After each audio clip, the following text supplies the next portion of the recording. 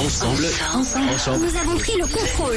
Nous avons pris le contrôle de l'antenne d'RMC. Ça s'appelle Radio Brunet. Une radio libre entre vous et Éric Brunet tous les après-midi. Nous sommes ici par la volonté du peuple et nous n'en sortirons que par la force des baïonnettes. C'est Radio Brunet et c'est tous les jours de 13h à 15h sur RMC.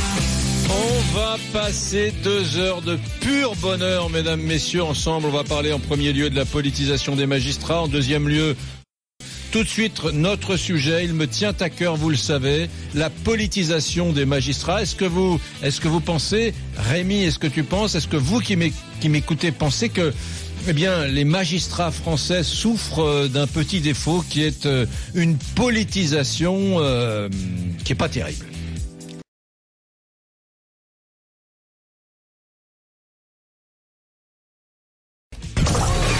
Je suis effrayée par la chasse à la sorcière que l'on fait actuellement. Il est sans exemple dans une affaire de cette importance qu'une convocation aux fins de mise en examen soit lancée quelques jours à peine après la désignation des juges. Les magistrats sont effectivement politisés, c'est regrettable. Il y a un problème en France, ce n'est pas l'action des juges. Moi, je pense que des magistrats ne devraient pas pouvoir être syndiqués. Le problème en France, c'est la corruption d'une partie de la classe politique. Quand on est magistrat, on sert la nation et on ne peut pas servir, même de façon accessoire et personnelle, des intérêts politiques.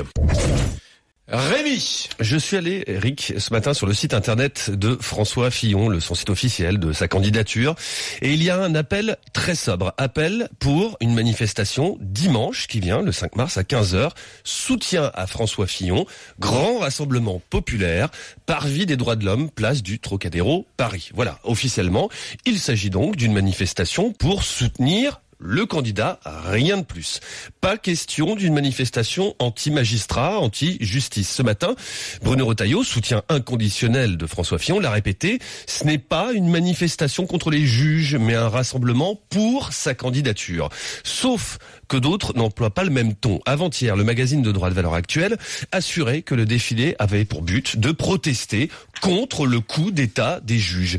Inadmissible pour François Hollande. Le chef de l'État a réagi hier. Il ne peut pas y avoir de manifestation dans notre pays, dans notre République, qui puisse mettre en cause les institutions, la justice ou le travail de la police dans le cadre des enquêtes. Autre commentaire ce matin, celui d'Emmanuel Macron, qui évoque une manifestation choquante. Alors que Benoît Hamon, sur RMC, BFM TV, parle d'indignité. À droite même, le rassemblement de dimanche, Eric, la mise en cause des juges, elle fait grincer des dents. Le sarkozyste Georges Fenech estime qu'on ne fait pas jouer contre les juges une justice populaire. Ce n'est pas responsable. Il y a également le jupéiste Philippe Gosselin, j'aurais pu en trouver d'autres, il y en a d'autres. Il va encore plus loin, lui, et il parle d'une stratégie extrêmement dangereuse. Alors côté sécurité, justement, là on est vraiment terre à terre, dimanche, la situation pourrait être tendue puisque plusieurs appels ont été diffusés pour une contre-manifestation, place de la République notamment, dimanche donc, contre la corruption des élus et pour le respect du peuple, de la justice et de la presse. Enfin bon, je note quand même que tous ces gens sont un peu schizophrènes. Par exemple, François Hollande, qui fait la morale, a dit d'ailleurs dans son ouvrage de confidence aux 2 journalistes Davet et L'Homme, il a prononcé la phrase suivante: la justice, ce n'est pas une engeance facile. Il ne faut pas commettre de fautes. On peut être lynché. Hollande a également dit cette institution qui est une institution de lâcheté. Voilà, quand même. Et puis terrible, quand même. Ces dernières semaines, ces derniers mois et même ces dernières années, il y a eu à plusieurs reprises des manifestations de policiers. Place Vendôme, devant le ministère de la Justice, pour clairement dénoncer la justice, les magistrats, leur travail, leur laxisme. Et c'est vrai qu'à l'époque, on n'a pas entendu le même discours de la part du chef de l'État. Oui, le chef de l'État, c'est marrant. C'est une espèce de schizophrénie politique.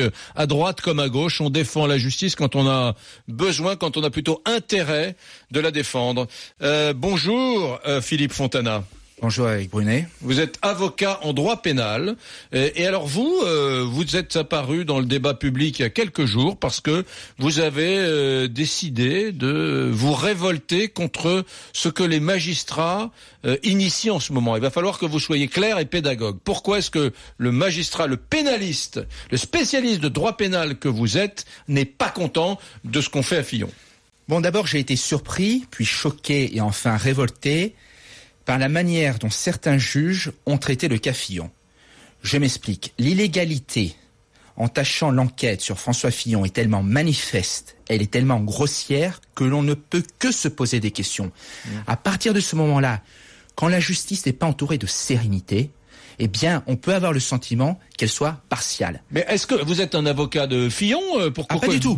Alors, je suis très à l'aise. Je ne suis ni le porte-parole de Monsieur Fillon, pourtant il y aurait des places à prendre, ni son avocat. Donc, je m'explique aujourd'hui avec beaucoup de franchise sur cette antenne. Est-ce que vous avez réfléchi avec des professeurs, des spécialistes de droit pénal? Parce que qu'un avocat vienne dire finalement aujourd'hui le droit a été transgressé par des magistrats, c'est une chose, mais ce sont les spécialistes aujourd'hui de droit pénal qui devraient le dire. C'est pas seulement moi qui l'affirme, ce sont 13 juristes, parmi lesquels les meilleurs professeurs de la faculté de droit spécialisés en droit pénal et sur le code de procédure pénale qui affirme que cette enquête à l'origine est illégale, que le parquet national financier s'est autosaisi à tort. Nous pensons donc à partir de cette illégalité qui est tellement manifeste qu'il ne peut y avoir qu'une certaine partialité. Malheureusement, ce n'est pas nous qui dénonçons la partialité des juges, c'est le comportement de certains juges qui laissent à penser qu'ils sont partiaux. Or, c'est pas la seule fois où certains juges essayent de pousser hors du champ politique français des hommes politiques, et comme par hasard, ce sont des hommes politiques de droite. Un peu d'histoire. En 94-95, il y a une enquête qui est diligentée par le juge Alphen contre des gens de droite. Où est-ce qu'on retrouve le juge Alphen aujourd'hui? Dans des meetings du Parti socialiste. Ensuite, il y a des enquêtes qui sont diligentées par Madame Eva Joly, qui ne cesse de parler de droit et qui ne cesse de pourfendre la corruption. Que fait Madame Joly aujourd'hui? Elle est militante d'un parti politique, les Verts, qui n'est vraiment pas du bord de François Fillon, etc., etc. On pourrait parler d'ailleurs de Montgolfier, tiens. Par exemple. Monsieur de Montgolfier qui a rejoint Benoît Hamon, on le sait depuis quelques jours. La liste est vraiment considérable, elle commence à s'allonger. Alors en général, ça m'intéresse comme sujet, Philippe Fontana. Vous voyez, ça j'adore ce matériau-là, ce sujet-là. En général, moi quand je dis ça dans mes émissions, qu'est-ce qu'on me dit? On me dit, oui mais attendez Monsieur Brunet, le parquet national financier, il s'est pas occupé de Monsieur Cahuzac? Allons Monsieur Brunet, calmez-vous, ressaisissez-vous. Et c'est l'argument comme sort. Qu'est-ce que vous répondez à ça? La technicité. Le parquet national financier est compétent uniquement sur certains délits. Il ne pouvait pas être compétent concernant une enquête sur François Fillon, car il s'est basé sur un délit, le détournement de fonds publics, qui ne peut pas être imputable à François Fillon. Vous pouvez tordre l'article 432-15, des techniques du code pénal dans tous les sens. Le parlementaire qui est François Fillon ne peut pas être mis en cause sur le fondement de ce délit. Il aurait pu être mis en cause, allons jusqu'au bout, il aurait pu être mis en cause sur un autre délit qui est l'abus de confiance. Or, ce délit ne pouvait pas être poursuivi par le parquet national financier, premièrement. Alors, ce parquet national financier, dès qu'il a commencé à exister, alors que son objet, c'est de s'occuper des délits financiers de toute nature. Hein. On parle que des politiques, mais c'est de s'occuper de tous les contribuables et tous les citoyens français qui commettraient des délits financiers. Souvenez-vous, il a été assez prompt à s'occuper du cas Sarkozy. Hein. Ça a été immédiat en 2013-2014. Vous vous souvenez Parfaitement. Est-ce que vous estimez qu'il a une dimension politique déjà puisque... Moi, je ne peux pas affirmer. Mais à partir du moment où vous ne pouvez pas affirmer qu'un juge est impartial, à ce moment-là, la confiance du citoyen, la confiance du justiciable dans la justice est ébranlée. Donc on ne peut pas faire un contre-procès. Il faut exiger des magistrats qu'ils revêtent l'impartialité qui est commandée par la Cour européenne des droits de l'homme. Non seulement l'impartialité, ce qui est très important, vous ne devez pas savoir ce que votre juge pense, ni de manière politique, ni de manière syndicale. Et en plus, attendez, ça va plus loin. La Cour européenne des droits de l'homme ne réclame pas seulement une impartialité, mais une apparence d'impartialité. Vous voyez où est porté le curseur? Or, on en est loin. On en est loin. Stéphane m'appelle de Blois. Vous êtes nombreux à souhaiter réagir à cette question. Hein. Existe-t-il, mesdames, messieurs, en France, selon vous, une politisation trop forte de nos juges, de nos magistrats? Vous votez sur mon compte Twitter, @Éric Brunet, c'est gratuit. Bien sûr, vous votez sur rmc.fr. Quand j'ai commencé l'émission, on était sur un 50-50 à peu près. On fera un tout petit point avec Rémi Barré dans quelques instants. Stéphane, bonjour.